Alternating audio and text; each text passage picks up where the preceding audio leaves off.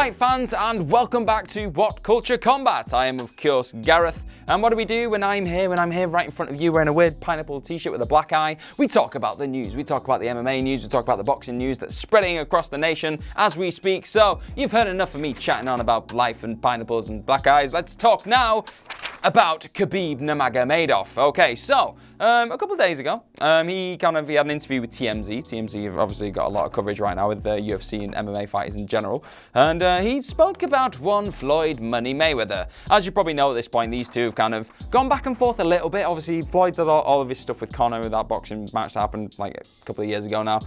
So he I think Khabib wants a little bit of that action, weirdly. But Floyd also wants a bit more money. They all want a bit more money, so they're kind of teasing this feud, this potential fight. So Khabib has said often that he doesn't really fancy just having a straight boxing fight. He kind of wants to come into the MMA world a little bit. He's got more of the advantage there, obviously. And then Floyd's kind of been quite adamant, saying, I don't need to kind of go into an octagon. He'll get battered, really. There's no point. What's the point risking that when you're nearly 50 years old?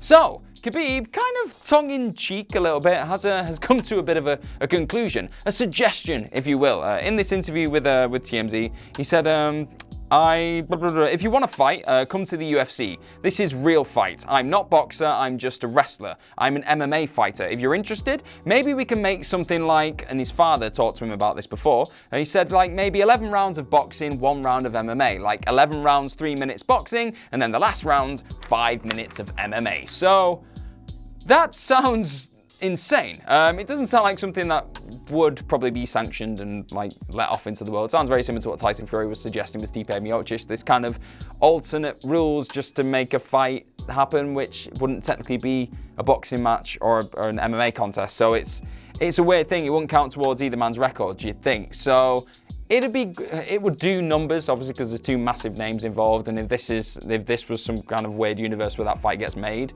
great, because I think people want to see it, but it wouldn't technically be a match or a contest. It'd just be a show.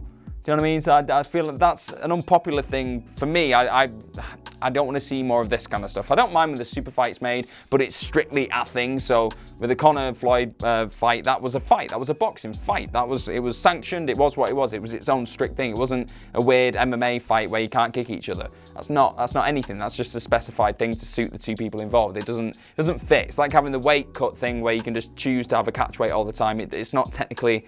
It's not within the borders of what we expect. So I'm not a huge fan of this. I think it was a bit tongue-in-cheek. It was Khabib just kind of stoking the flames a little bit like, oh, if you want to fight, we can come to an agreement.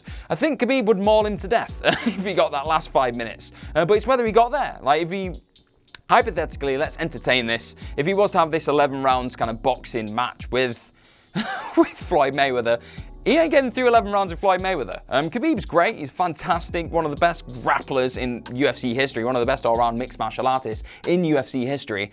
But he's not known for his kind of wicked stand-up defense. He's known for grappling people and just squeezing the life out of them. You can't really do that unless you're constantly trying to tie him up in a clinch. But it won't work out very well for him, I don't think, anyway. But if you did somehow manage to get to that last round, I think Floyd may just as well throw in the towel because it'd be some serious trouble from there.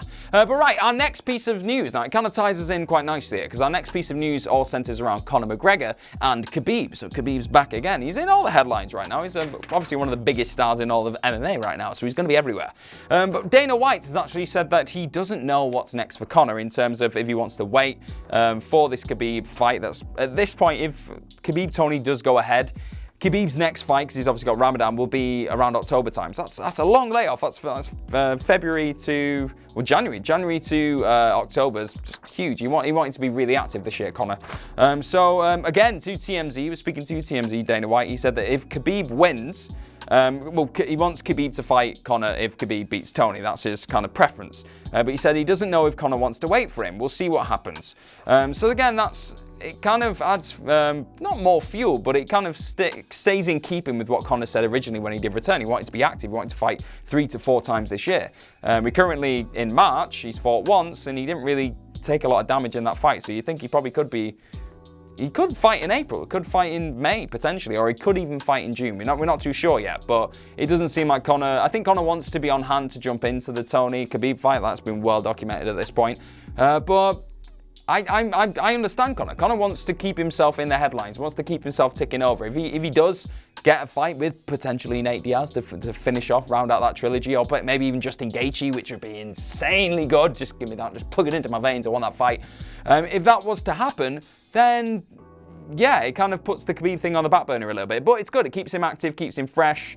And yeah, then you can book that potentially Khabib fight in October, or it might even be Conor Tony, which I'm just keeping an open mind with that, because I feel like Conor and Tony, people are sleeping on that. That could very much become a possibility, because Tony, of all the people inside of the UFC, inside of the lightweight division right now, he's probably the best equipped person in that division to take down Khabib. So we're going to have all these kind of theories, these hypotheses are going to be put to bed in about a month's time, so I'm so excited for that fight. Can't wait. Khabib Tony, it's gonna happen. It's gonna be amazing. I hope it happens. Okay, now with the next piece of news, we're gonna tie this into what we just said there about Conor. Conor potentially fighting in June, July in Vegas. It is centered around probably the biggest boxing rivalry of recent times. It's Tyson Fury, Deontay Wilder. They're set to have their third fight. That's probably one of the worst kept secrets in all of boxing right now. But the trilogy is gonna happen. It's apparently scheduled to happen July 18th in Las Vegas, but it's quite an odd one. I'll kind of go through the quote first, and then we'll get into it a little bit later. So Wilder's manager, Shelley Finkel, he's told ESPN that we did exercise it, kind of alluding to that contract clause, the clause in the contract for the rematch. And he said that we want to fight Fury next, and we wanted to make sure we sent the letter and that it was done. So it is done. So that'll probably get properly confirmed over the next couple of days, maybe a week or two. But that is in stone. That's happening. Obviously, you've got Anthony Joshua's taking on Pulev. He's taking him on in Tottenham Hotspur Stadium, apparently. So that's going to be really, really cool. But yeah, this now kind of alludes to the fact that we could have Tyson Fury and Conor McGregor fighting very kind of pretty much in a week or two kind of thing. A week or two's like part between them. English, like a difference of, let's say, a week or two between them. In Las Vegas, you're going to have Conor McGregor and Tyson Fury fighting in the same city. Just think of the money, think of the numbers. Ariel Helwani kind of suggested this on Twitter. He said, if you can get this, if you can get Conor, kind of shoehorn Conor into that spot that you've kind of got potentially Masvidal and Kamaru Usman in that International Fight Week kind of spot, if you just kind of elbow Conor in there instead, just for this, and you had Conor fans, Tyson fans in Vegas for that kind of stretch, that week, 2 week stretch, the numbers are going to be insane. It will be probably the biggest couple of weeks in combat sport history in terms of like financing. I think it could very much just break all the records, really. Yeah, I think that makes all the sense in the world. Deontay Wilder was always going to like sign for that release clause because, well, he needed to. Well, he's had that first loss in his career ever. So I'm not really all for his excuses at this point. The fact that he's saying the gear was too heavy and everything else, but that's we've covered that. That's just weird, let's be honest. Just not great. So, yeah, hopefully he can kind of cover himself in a bit more glory in the lead up to this third fight. And, yeah, I mean, I'm excited. They've not let us down so far. The first two have been epic. The lead-ups have been epic. This is probably going to be just as epic. So, looking forward to that. Okay, so the last piece of news we're going to go into today is all kind of centered around Ion Cutelaba. He had his fight, obviously, at UFC Fight Night over the weekend, last weekend. It was his fight against Ankalaev. That's probably the worst pronunciation on planet Earth. I'm trying my hardest. It's just very hard to pronounce some names. But that fight was controversially stopped, which is been a big discussion point at this point. He was caught a couple of times. He looked really wobbly on his feet. He was still swinging for the fences. If you know anything about Cutelaba, he's just an absolute nutter when he gets in the octagon. He goes for broke and he just throws everything into it. Like, as well, in his pre-fight kind of press conferences, he's just an absolute lunatic, but we love him for that. So he kind of thought when he got caught a few times, he's still there, he's still on his feet, he's still in it, he's still got a puncher's chance. But he got hit one more time and got a bit wobbly, and the ref got in between to stop the fight. Cutelaba obviously kind of turned around and was just a bit like, what are you doing? Like, I'm still here, I'm still fighting, I'm still kind of saying, he was screaming at the ref kind of thing. And a lot of fans around the world just thought it was ridiculous and thought that the actual decision shouldn't have stood. So Cutelaba's actually added more fuel to this fire on Instagram, on his own Instagram. He said that tonight, this was obviously the night of the fight, he said, "Tonight I was denied a chance to show my work to the fans. Refereeing is a very hard job, and tonight a mistake took away months of hard work and possible income from my family. I know the commission will be able to understand that this was an incorrect call and will reverse the decision. Nobody wins in a situation like this. The fans lost who were watching." And yeah, he kind of goes into the rest of it, kind of saying that we all lost out on a great fight, which is true, really. But I like that he didn't just completely trounce the referee and just absolutely blow him to smithereens and say, hey, you're awful. It's a tough job. It's a really tough job. High pressure situation. You've got everyone in the arena screaming their heads off. He understands that it was just a mistake, but he wants that decision to be overturned. I'm not sure whether that should be a thing. Obviously, people do make mistakes. Judges make mistakes. Fighters make mistakes. Everyone, it happens. But if you suddenly turn things over, like you turn a decision over because of these mistakes and kind of take a lot of the credibility away from these referees, I think it throws the sport into a bit of dispute, because I think it takes away that legitimacy a little bit, because you're trusting that referee has the kind of wherewithal, has the knowledge to know when that fight needs to be stopped. If he gets it wrong, he gets it wrong, but it's still his decision is final. Obviously, right, for me, the most logical way out of this kind of situation is just to book a rematch. Just book a rematch. If he gets the win, he gets the win. Obviously, he's saying that financially he's taking a hit from this fight, which is what it is. Hopefully, you never know, UFC might supplement him a little bit and kind of give him a bit of money for the fight, a bit of a bonus, because he didn't, like, it was quite obvious he was still there game to fight. I don't know, there's ways around this. There's some way they can negotiate him getting a bit of a payoff potentially because the fight was wrongly stopped, but I don't think the actual decision should be overturned, because I think it takes a lot of the stock out of the referees who you trust in to control the fight. I think it'd do a lot of damage to the confidence of this referee in particular as well.